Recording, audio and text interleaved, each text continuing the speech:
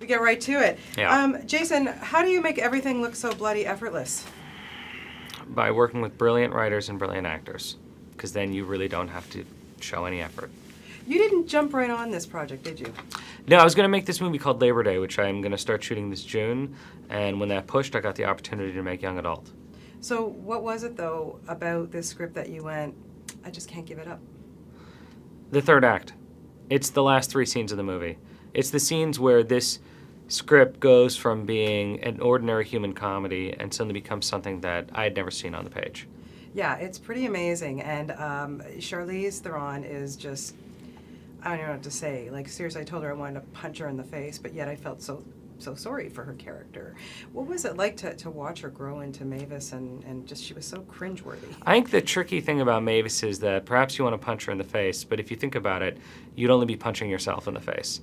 And you know, this movie strangely acts as a mirror. You look at it, and often in other films, you see a character that's altruistic, and you see good qualities that you'd like to see in yourself. Here's a movie where you look at her, and you see bad qualities that you can't help but see in yourself. Yeah. And Charlize has a way of bringing them to life without judging the character, and without making them thin, without making it just a character.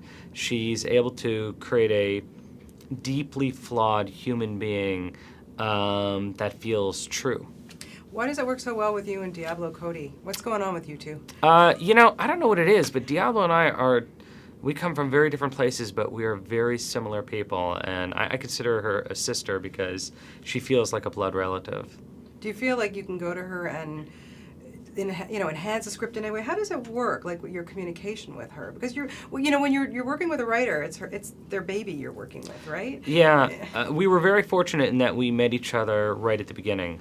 So there was kind of no judgment right at the top. There was only this sense of we could do something great together, and that's what happened on Juno.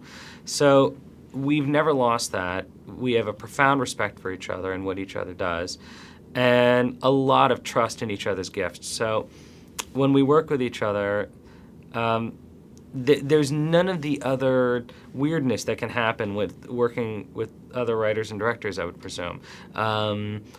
We kind of come into the process fearlessly and really respect what each other brings to the table. Do you think you'd ever have any reason to revisit high school or revisit anybody from high school? Would you want to?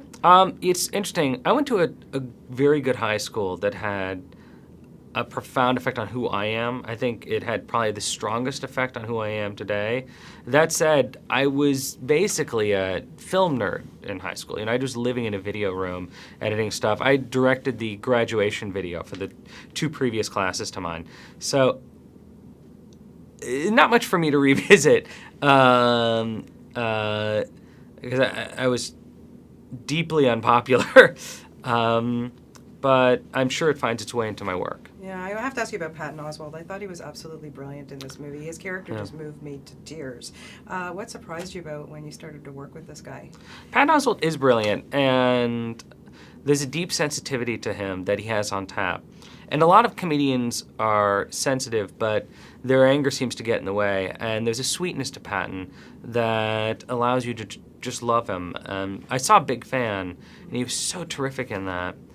I just knew he would be a perfect pairing with Charlize, and once I saw them together, their chemistry was just off the charts. The movie became a romance when they met each other. Yeah, it's such a good film. I want to congratulate you again. Thank you very much. You've made your dad proud again, and Canada.